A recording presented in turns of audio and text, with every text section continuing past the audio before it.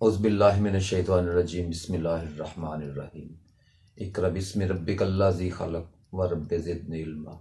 ऐ हमारे रब, इस वक्त मुल्क के पाकिस्तान की जो सूरत हाल है और इस वक्त जो गरीब पिस रहा है यहाँ, या अल्लाह पाक उस पे अपना फजल फरमा। और या अल्लाह, ये जो लोग, ये जो सियासत, जो ये सियासी जो हमारे पास मदारीगर हैं, या अल्लाह ये इस वक्त हमारे इन गरीबों के दुश्मन नहीं लग रहे। या अल्लाह पाक, ये तेरे दुश्मन है। अगर तू गरीबों से मोहब्बत करता है तो ये तेरे दुश्मन है। इनके लिए हमारे पास कोई नरम गोशा नहीं। ऐ अल्लाह, जिस तरह तो अपने दुश्मनों से निपटता है, बिल्कुल उसी तरह अपनी सुन्नत के मुताबिक इनसे निपट। ऐ अल्लाह, इनको आपस में लड़वा के मरवा दे। या अल्लाह पाक, हमारी इनसे जान छुड़वा। बहुत ज़्यादा बुरे हालात हैं इस वक्त मुल्क के पाकिस्तान के। स्टूडेंट, अस्सलाम वालेकुम वरहमतुल्लाहि वबरकातुहू। हम इससे पहले जो एटम के लेक्चर पढ़ रहे थे, एटम की बनावट के, आज मेरा ख्याल है कि हम उससे बाहर निकल आए हैं बेफजल खुदा ताला। आज थोड़ा सा लेक्चर को तब्दील करते हैं और उसको एटम को साथ साथ टच देते हुए हम उससे आगे पढ़ने की कोशिश करते हैं। तो आज हम एटम की बनावट से थोड़ा आगे निकलते हैं और नए सब्जेक्ट के साथ, जिसको हम कहते हैं, कहेंगे, उसकी तारीफ मैं आपको बताऊंगा, जिसको हम कहते हैं इलेक्ट्रिकल स्टैटिक। स्टैटिक इलेक्ट्रिकल जिसे कहते हैं, यानी कि रुकी हुई बिजली। ठीक है, बिजली की पहली हालत, रुकी हुई बिजली, ऐसी बिजली जो एक जगह पे जम जाती है, या एक जगह पे उसका चार्ज एक जगह पे मरकूज रहता है, अपनी जगह से खुद ब खुद चल के दूसरी तरफ नहीं जाता, उसे कहते हैं इलेक्ट्रिकल स्टैटिक इलेक्ट्रिकल, या उर्दू में कहेंगे बरके सुकूनी। सुकून की हालत में बरक कहते हैं बिजली को, और सुकूनी कहेंगे जो सुकून की हालत में एक जगह पे चार्ज खड़ा हो जाता है। सॉरी, बरके सुकूनी, इलेक्ट्रिकल स्टैटिक। तो पिछले लेक्चर में हमने पढ़ा था एटम के बारे में और एलिमेंट्स के बारे में। तो आपने ये तो समझ लिया कि एलिमेंट्स जो होते हैं वो मुख्तलिफ जो होते हैं एटम्स, उनके हर एलिमेंट के एटम्स जो होते हैं वो दूसरे एलिमेंट के एटम से मुख्तलिफ होते हैं। और एटम की मुख्तलिफ होने की वजूहात सिर्फ उनके उनके दरमियान जो ज़र्रात हैं, इलेक्ट्रॉन, प्रोटॉन और न्यूट्रॉन, उनकी तादाद में कमी बेशी जो होती है वो होती है। एक इलेक्ट्रॉन से लेके तकरीबन 300 इलेक्ट्रॉन तक मुख्तलिफ एलिमेंट्स में के एटम जो होते हैं वो मुख्तलिफ होते हैं, उनकी तादाद मुख्तलिफ होती है। तो एलिमेंट्स जो होते हैं वो याद रखें कि वो खालस हालत में, एक दो एलिमेंट या दो तीन एलिमेंट ऐसे हैं इस दुनिया में जो खालस अपनी खालस कुदरती हालत में खालस ही पाए जाते हैं। मतलब कि वो बिल्कुल अपनी शक्ल में मौजूद होते हैं एलिमेंट्स जो होते हैं। मगर ज़्यादातर जो एलिमेंट्स हैं, जो तकरीबन 100 के करीब हैं, वो सारे के सारे एलिमेंट्स जो हैं वो मुरक्कब हालत में पाए जाते हैं, यानी कंपाउंड हालत। मुख्तलिफ किस्म के जो एलिमेंट्स होते हैं वो मिले हुए होते हैं, जैसे लोहे में लोहा और चांदी, या तांबा, या ऐसी धातें चंद मिली हुई हों और वो उनका मिल जाए वो, तो उसको अलग-अलग करना पड़ेगा। ठीक हो गया। तो फिर वो साइंसदान खुद उसको अलग-अलग करते हैं। ये धात की थ्योरीज हैं, जिसको हम आमतौर पे इसको कहते हैं ये मेटलाइजिंग जिसे कहते हैं। तो वो मेटल के मुतल्लिक़ एक थ्योरी होती है, उसमें मुख्तलिफ एलिमेंट्स को जोड़ना, मुख्तलिफ एलिमेंट्स को अलहदा करना, धातों को बनाना, ये जो ढलाई वगैरह वाले होते हैं, ये दूसरे तीसरे, ये सारे इन्हीं इस थ्योरी को पढ़ते हैं। तो स्टूडेंट्स, सबसे पहले हम उन कंपाउंड पे आते हैं। याद रखें, अब हम एलिमेंट्स बार बार नहीं कहेंगे। एलिमेंट इसलिए नहीं कहेंगे कि वो एलिमेंट्स हमें आम हालत में मिलेंगे नहीं, या मिलेंगे तो चंद एक एलिमेंट्स जो है वो खालस हालत में मिलेंगे, कॉपर, सोना, चांदी वगैरह। लेकिन आम तौर पे ज़्यादातर हम इस दुनिया में उन एलिमेंट्स को मिला के तो मेटल बनाते हैं। मतलब फ़र्ज़ करें किसी की मुख्तलिफ उनकी खसीतों के लिहाज से, जैसे मैंने आपको बताया था, फ़र्ज़ करें कि कुछ एलिमेंट्स ऐसे हैं जिनसे बिजली आसानी से गुजर जाती है, कुछ एलिमेंट्स ऐसे हैं जिनसे बिजली नहीं गुजरती, कुछ एलिमेंट्स ऐसे हैं जिनसे हरारत गुजर सकती है, कुछ एलिमेंट्स ऐसे हैं जो चमक में बहुत अच्छे हैं, कुछ एलिमेंट्स ऐसे हैं जो स्ट्रेंथ में टूटते नहीं, उनमें कुछ एलिमेंट्स ऐसे हैं जिनमें लचक होती है, कुछ एलिमेंट्स ऐसे हैं जो वज़न के लिहाज से, डेंसिटी के लिहाज से वज़नी ज़्यादा होते हैं, कुछ एलिमेंट्स वजन के लिहाज से हल्के होते हैं, उनकी डेंसिटी कम होती है, कुछ मजबूत होते हैं, कुछ टूट जाते हैं, कुछ में लचक होती है, कुछ में चमक होती है। ये मुख्तलिफ किस्म के बिहेवियर जो थे ना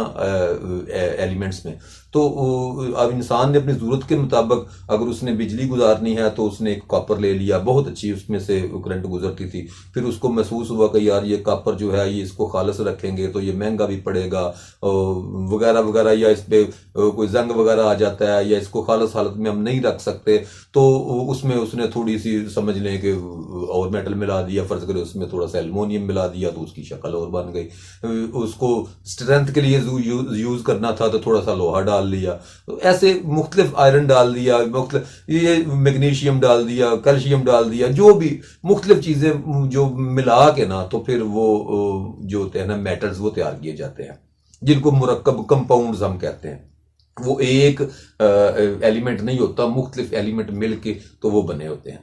तो अब हमें मुरक्कबात की जरूरत होगी। अब हम जब बात करेंगे तो मेटल का नाम लिया करेंगे कि फलां मेटल्स, हम मेटल के बारे में गुफ्तगू करेंगे, एलिमेंट्स कम कर देंगे, एलिमेंट्स वही उसी का नाम लेंगे जो खालस हालत में हमारे पास मौजूद होता है। तो इससे आगे हम पढ़ते हैं कि जो मेटल्स होते हैं उनमें से आपको बताया था कि मुख्तलिफ मेटल्स में से, मुख्तलिफ मटीरियल्स में से बिजली जो है, बिजली के लिहाज से किसी में से बिजली आसानी से गुजर जाती है, किसी में से रुकावट थोड़ी तरद्दुद के साथ गुजरती है, रुकावट पेश करता है, और किसी में से बिल्कुल नहीं गुजरती। बिजली गुजरना क्या होता है?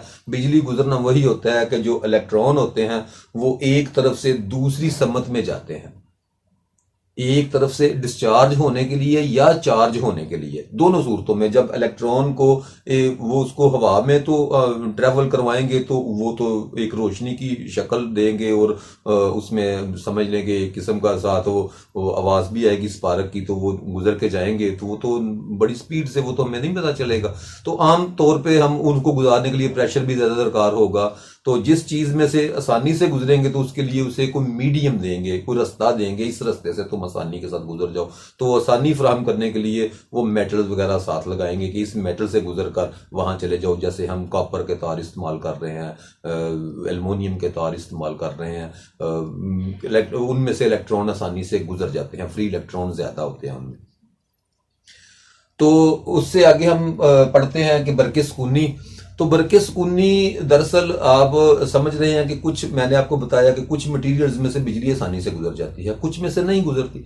तो जिन में से मटेरियल में से बिजली आसानी से नहीं ना गुजर सकती, तो उनका एक मसला ये होता है कि अगर उनमें से इलेक्ट्रॉन जो है ना वो आम हालत में, फर्ज करें कि ये मेरे पास एक मार्कर है, इसमें फर्ज करें कि यहाँ इलेक्ट्रॉन कमी वाकया होगी, या इस जो ये आपस में इकट्ठे हैं, इसमें से बिजली नहीं गुजर सकती, प्लास्टिक है इसमें से बिजली नहीं गुजर सकती, तो क्या होगा कि यहाँ एक खाने में समझ लें कि इलेक्ट्रॉन की कमी वाकया हो गई है। लेकिन ये साथ वाले इलेक्ट्रॉन वहां नहीं आएंगे, क्योंकि इलेक्ट्रॉन जो है वो उनके चार्ज के लिहाज से एक पावर होती है पहुंचने के लिए।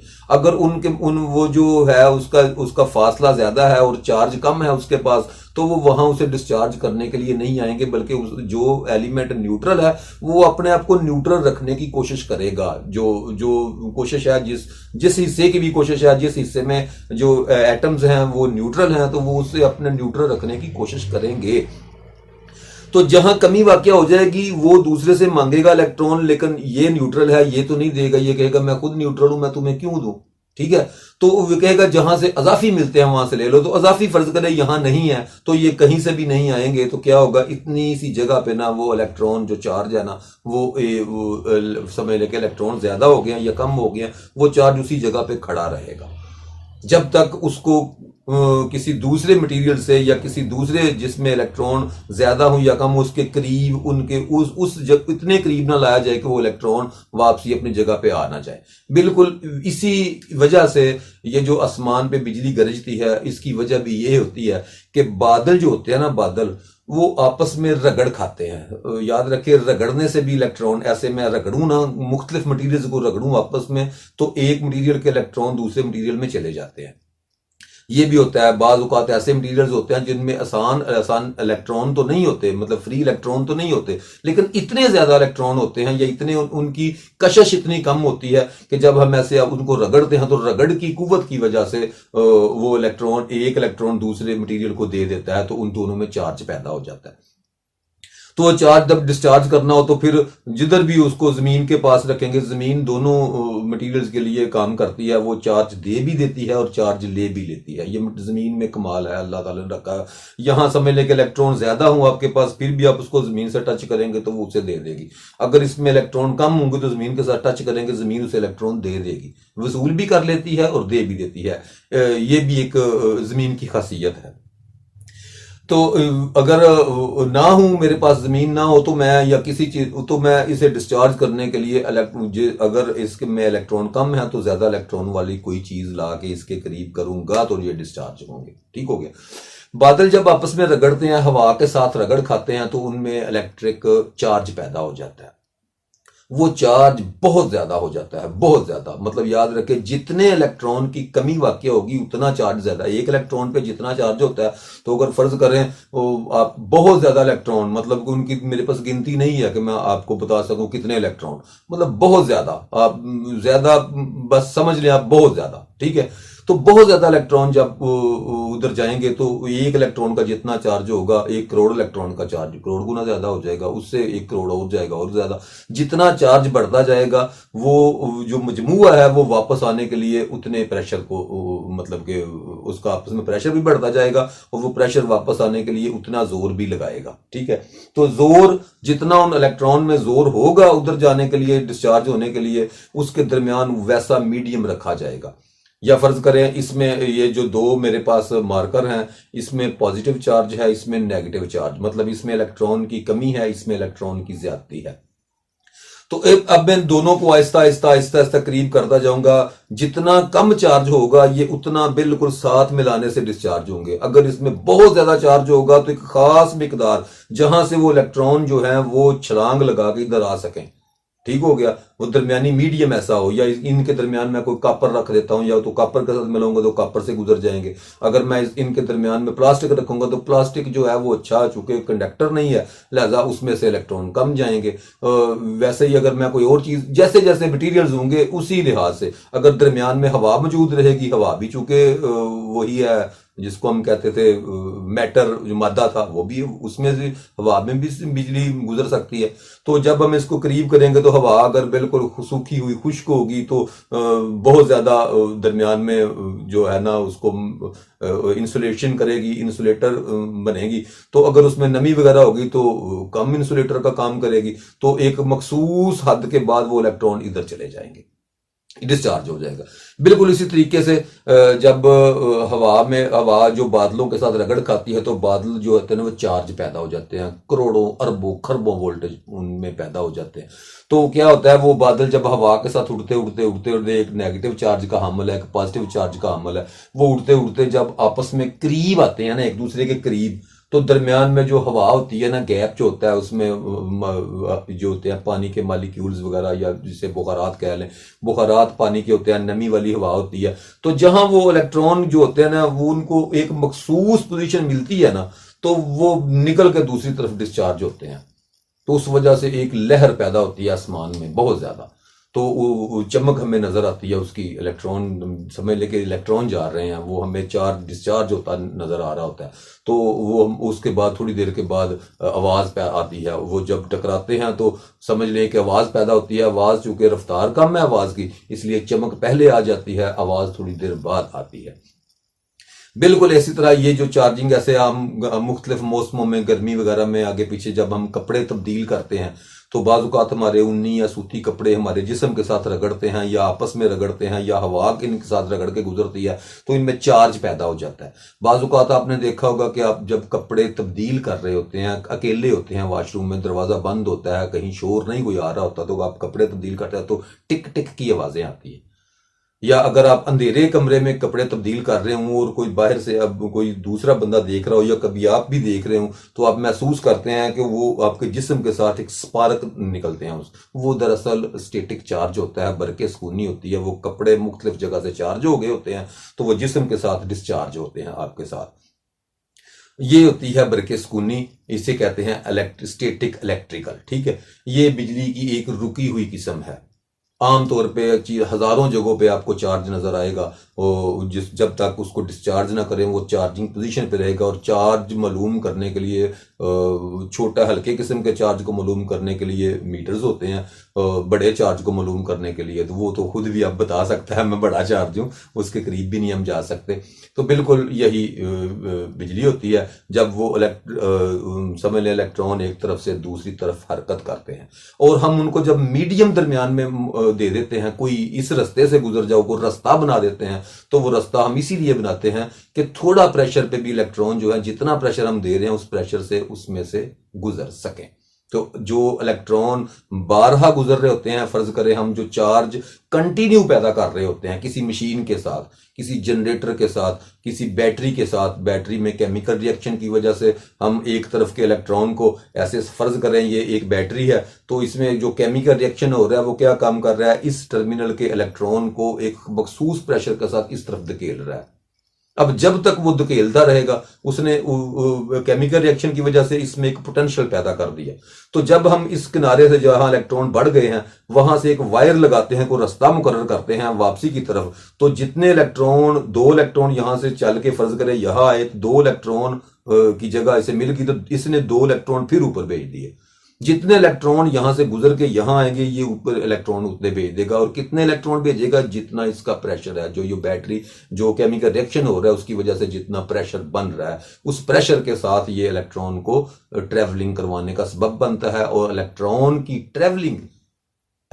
की ट्रेवलिंग ये नहीं होता कि एक इलेक्ट्रॉन जो है वही आगे चल के दूर जा रहा है, वो एक इलेक्ट्रॉन दूसरे इलेक्ट्रॉन के पास जाता है, दूसरा इलेक्ट्रॉन अपना एक और इलेक्ट्रॉन खारिज करके उधर भेज देता है। मतलब ऐसे एक तरतीब से वो इलेक्ट्रॉन जो होते हैं वो वापसी अपनी तरफ आ जाते हैं। इसे कहते हैं बिजली। ठीक हो गया जी। इससे हम आगे इंशाल्लाह मजीद पढ़ेंगे। मतलब हम इससे आगे मैं कोशिश कर रहा हूं कि ये जो लेक्चर है ना, यहां तक 3 लेक्चर्स में मैं आपको कंप्लीट कर दूं, ताकि आपको बिजली की मोटी सी समझ आ सके कि बिजली किस चीज का नाम है। बिजली दरअसल इलेक्ट्रॉन के चलने का नाम है। और याद रखें दूसरा, ये जो होती है ना इलेक्ट्रॉन, जब हम इससे रास्ता मुकर्रर करते हैं, तो मैंने आपको पहले बताया था कि मुख्तलिफ मटीरियल्स उनके दरमियान रुकावट पैदा करते हैं।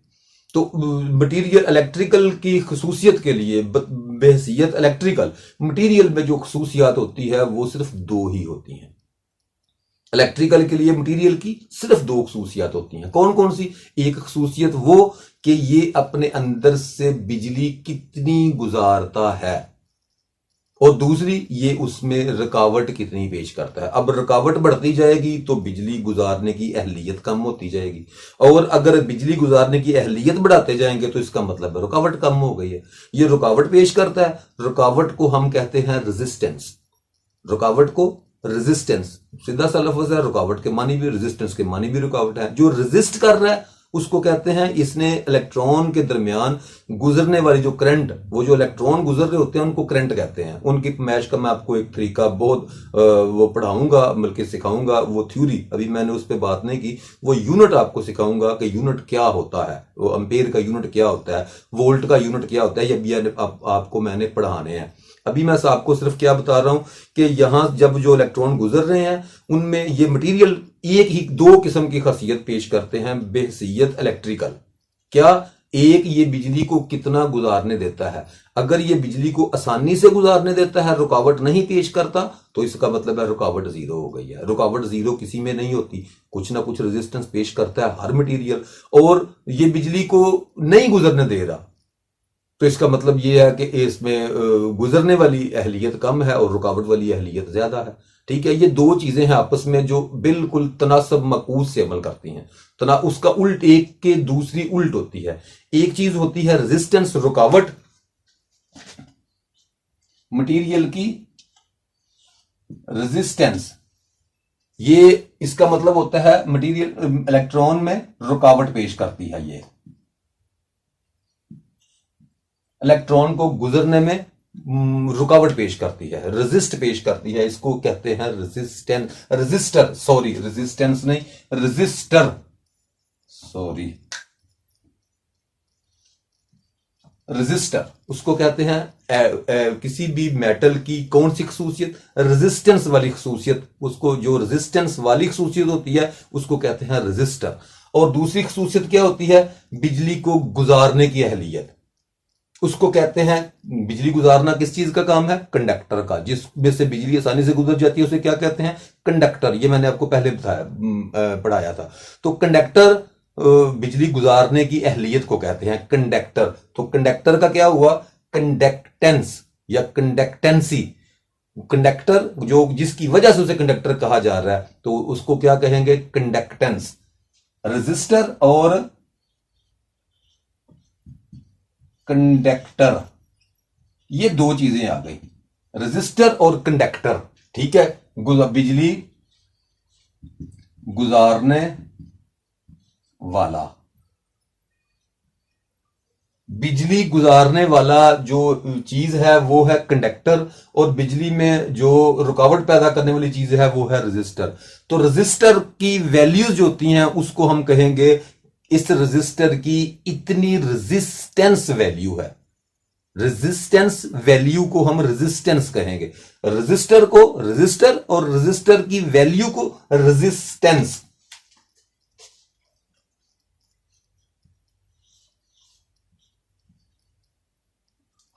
रेजिस्टेंस और कंडक्टर की वैल्यू को कंडक्टेंस।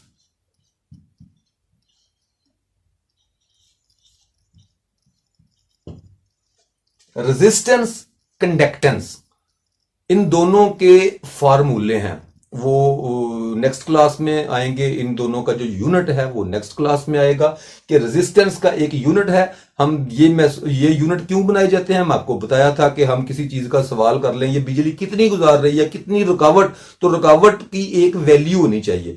तो उस वैल्यू को एक साइंसदान ने मालूम किया और उसने कहा कि जितनी भी इसमें करंट गुजरती है या जो रुकावट पेश कर रहा है उसको मैं रेजिस्टेंस कहूंगा, और रेजिस्टेंस का एक यूनिट मुकर्रर किया। रेजिस्टेंस के उल्ट जो यूनिट हुआ वो कौन सा हुआ, कंडक्टेंस।